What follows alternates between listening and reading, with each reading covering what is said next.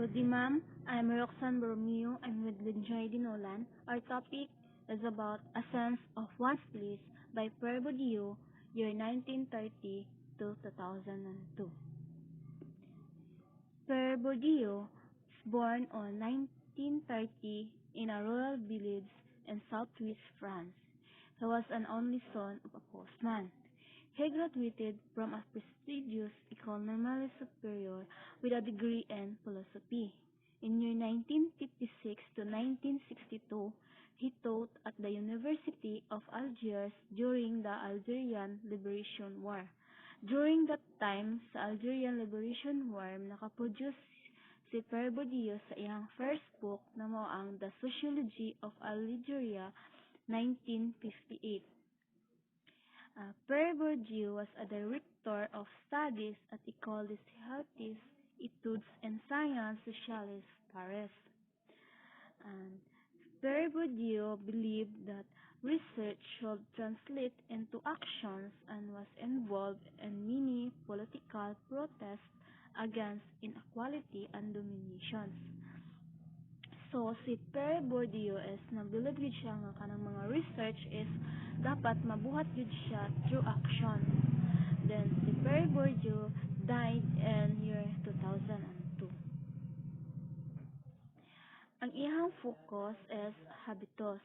He dates in year 1934, the essay Body Techniques by French sociologist and anthropologist Marcel Mauss lays the foundation for Pierre Bourdieu's re-elaborations of the concept of habitus. In year 1958, Max Weber suggests that a specific style of life can be expected from those who wish to belong to the circle. In year 1966, English historian E.P. Thompson says class is a relationship that must always be embodied in real people and in a real context. In year 2003, U.S. cultural theorist Nancy Fraser says that a capitalist society has two systems of subordinations. Muna siya ang the class structure and the status order which interact.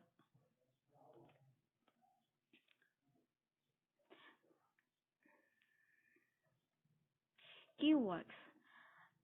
In 1979, Pierre Bourdieu produced a distinction is a social critique of a judgment of peace. In year 1980, The Logic of Practice.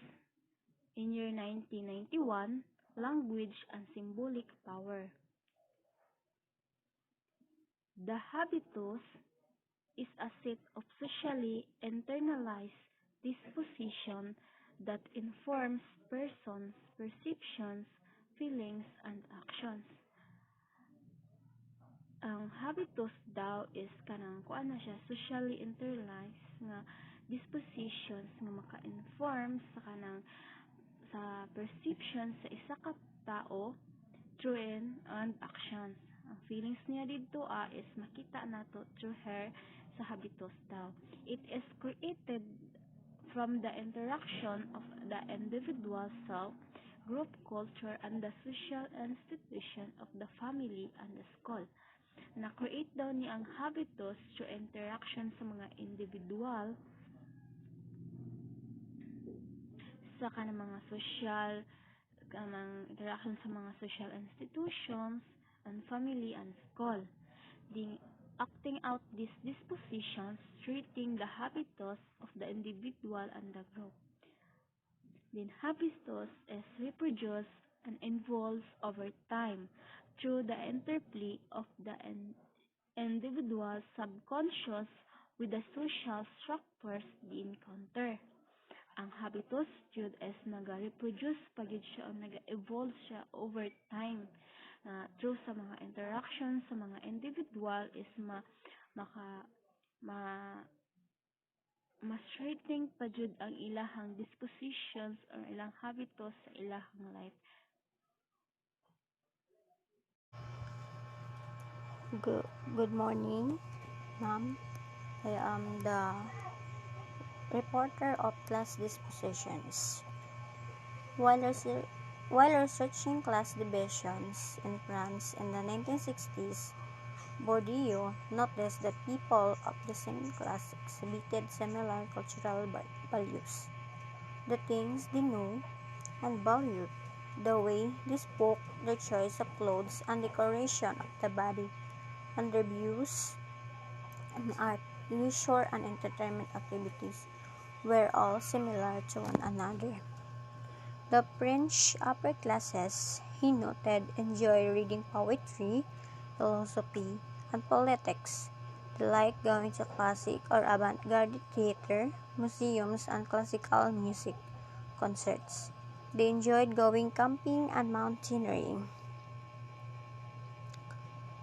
Within the work classes, Bourdieu found that people like reading novels and magazines, visiting music halls and boutiques, and owning luxury cars. He realized that people who were members of a certain class or class fraction, class subset, shared as because they shared dispositions or habitus. Si Bourdieu nga nakanotice siya nga same class exhibited similar cultural values. So the way they spoke, their choice of clothes, and the decoration of their body, and the views of their arts. And he noted that enjoyed reading poetry, philosophy, and politics.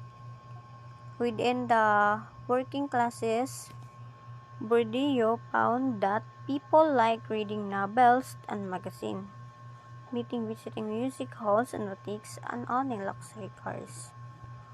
He realized that people who were members of a certain class or class fractions, class subset, shared just because they shared dispositions or habitus tend. Next, the fox hunting. It is a leisure pursuit that feels natural to some as a result of their habitus. The same tendency makes other types of activities such as karaoke feel strange. Forms of capital.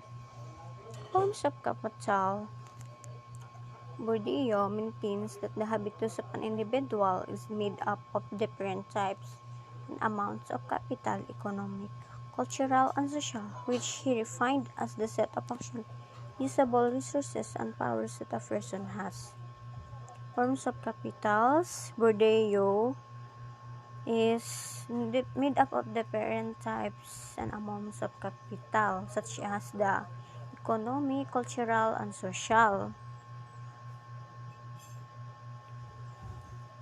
Economic capital refers quite simply to monetary resources and property.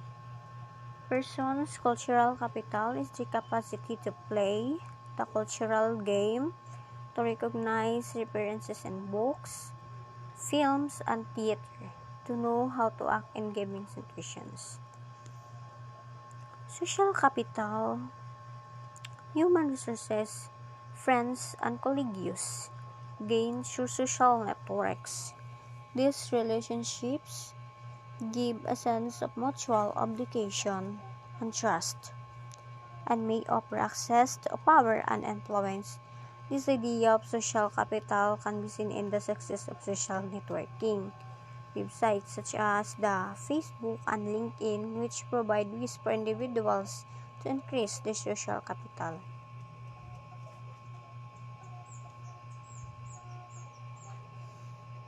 The possibility of change.